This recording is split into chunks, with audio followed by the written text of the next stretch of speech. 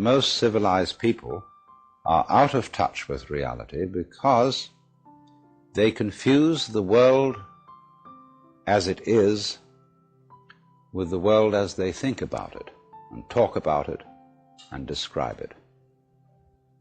For on the one hand, there is the real world, and on the other, a whole system of symbols about that world which we have in our minds. These are very, very useful symbols. All civilization depends on them.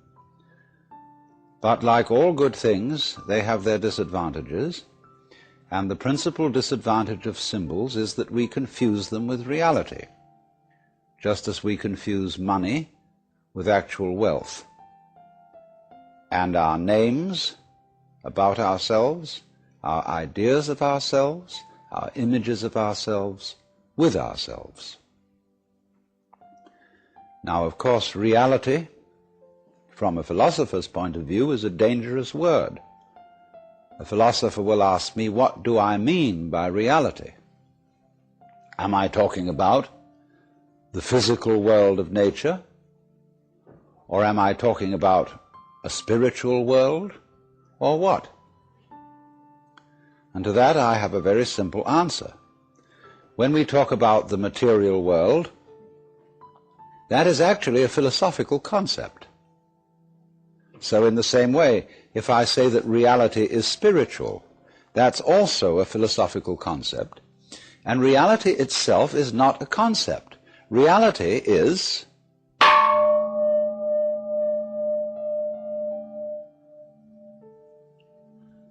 and we won't give it a name. Now, it's amazing what doesn't exist in the real world. For example, in the real world, there aren't any things, nor are there any events. That doesn't mean to say that the real world is a perfectly featureless blank. It means that it is a marvelous system of wiggles in which we descry things and events in the same way as we would project images on a Rorschach blot, or pick out particular groups of stars in the sky and call them constellations, as if they were separate groups of stars. Well, they're groups of stars in the mind's eye, in our system of concepts. They are not out there as constellations already grouped in the sky. So in the same way, the difference between myself and all the rest of the universe is nothing more than an idea. It is not a real difference. And meditation is the way in which we come to feel our basic inseparability from the whole universe. And what that requires is that we shut up.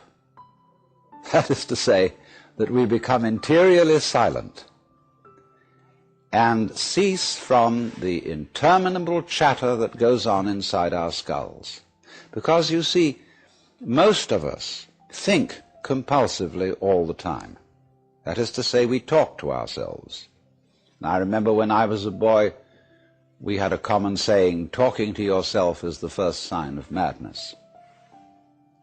Now, obviously, if I talk all the time, I don't hear what anyone else has to say.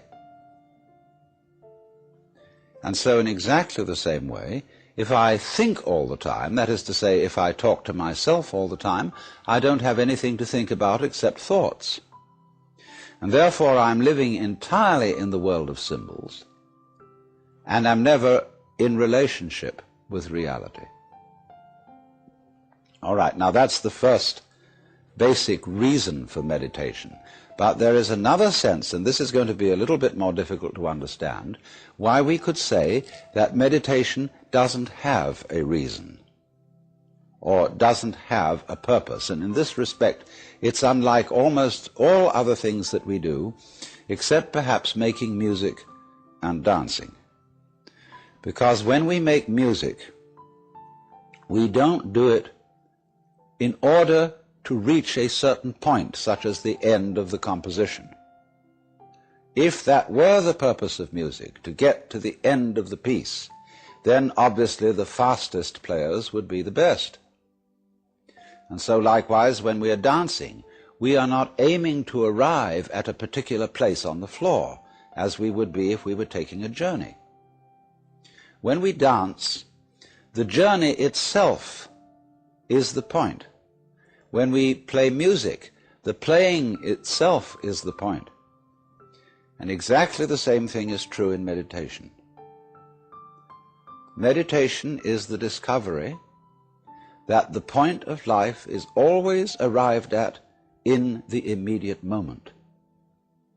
And therefore, if you meditate for an ulterior motive, that is to say, to improve your mind, to improve your character, to be more efficient in life, you've got your eye on the future and you are not meditating. Because the future is a concept. It doesn't exist.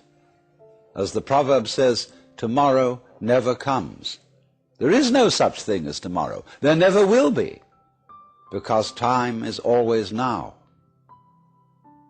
And that's one of the things we discover when we stop talking to ourselves and stop thinking. We find there is only a present, only an eternal now. So, it's funny then, isn't it, that one meditates for no reason at all, except we could say for the enjoyment of it. And here I would interpose the essential principle that meditation is supposed to be fun. It's not something you do as a grim duty. The trouble with religion, as we know it, is that it is so mixed up with grim duties. We do it because it's good for you. It's a kind of self-punishment. Well, meditation, when correctly done, has nothing to do with all that. It's a kind of digging the present. It's a kind of grooving with the eternal now. And brings us into a state of peace where we can understand that the point of life, the place where it's at, is simply here and now.